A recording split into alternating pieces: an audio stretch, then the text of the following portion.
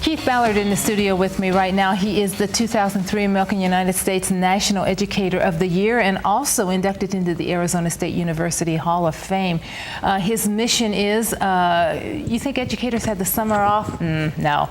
His mission this summer is to travel the United States and preach to us why the word behind should be very large in our vocabulary when it comes to education right now. We are lagging behind.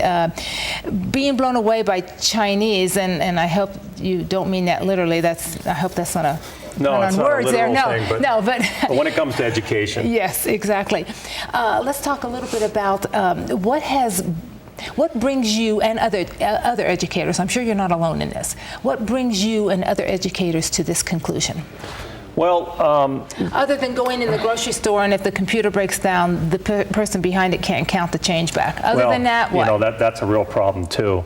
And you know, if you go into McDonald's, one of the reasons why McDonald's designed their cash registers the way they did, exactly what you were talking, they couldn't count, so they have the Big Mac there and the small Coke and the big Coke, and so you know, this is the way it is. But you know, I've been an educator for 17 years, and I've kind of seen what I've seen in the classroom, a lot of troublesome things. And so it's been bothering me for a long time. So I decided to go to China and India for 30 days. I did this on my own time, my own money, my own resources. I visited 22 schools, K through 12, and basically, you know, when I... Huge contrast? Oh, huge. It's just night and day. You know, in America, we're probably the only country in the world that doesn't understand that we're in a competition with the best and brightest minds and the most intellectual people in the world. You know, I try to put it this way to Americans because they seem to understand the game of football. If I had to give it an analogy, it would go something like this. The Chinese public educational system is so good, it's something like the National Football League, the NFL.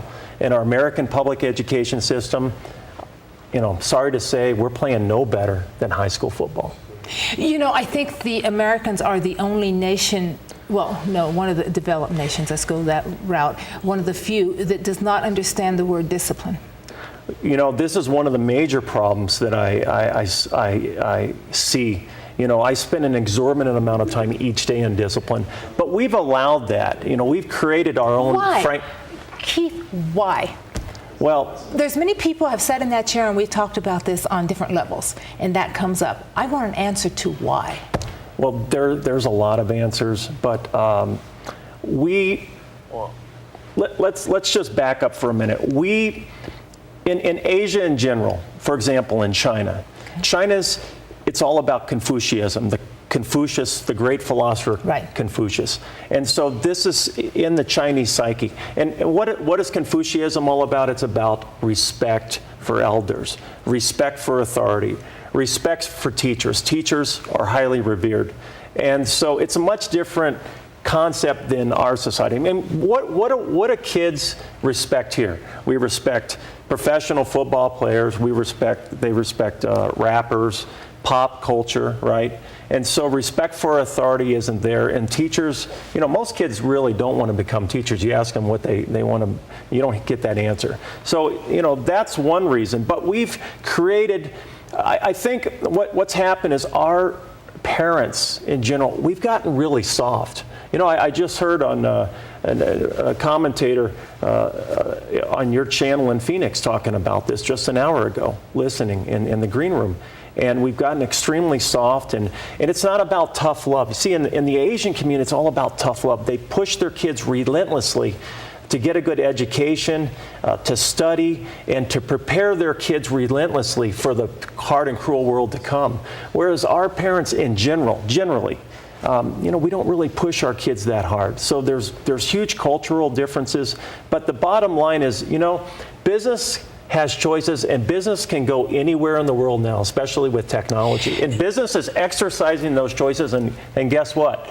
They're more and more, they're not making those choices here in the U.S. They're making them in China and India. Keith, I take issue with just one thing that you said there. We're saying parents do not push as maybe they used to. I think they're pushing, but I think they're pushing in the wrong direction and the wrong way. Yes, they do push their children. They push their children to become number one. You have to be the best. This is what we give lip service to. Everybody gets a trophy. Everybody gets a certificate. You're right. Therefore, we have diminished that will to become better and succeed. Sure. And win. If I didn't win this time, I'm going to win next time. Right. So not winning is very beneficial. Right. Right. That I agree. mindset has settled and permeated the American way of thought. Right. But you have so many parents. Listen, I work in a Southwest middle school down by the border in San Diego, and you have so many parents that I see. You know, I work with a largely Latino community, but I've worked with Caucasian communities and African Americans. But you have so many parents that just don't take much stock at all in their kids. There's studies that support. Good studies support that Chinese parents spend about 10 times more time per day academically with their kids versus American. Now we hand it, well, I think they probably, it's amazing. I'm going to come back with this. I want to see how they weave the technology into their systems and how we weave it. We have just put our children into the technology and let technology take over. I bet you the Chinese culture uses it a little bit differently. When we come back, much differently. Keith Ballard with us talking about how we are lagging behind in the educational system. You stay right there.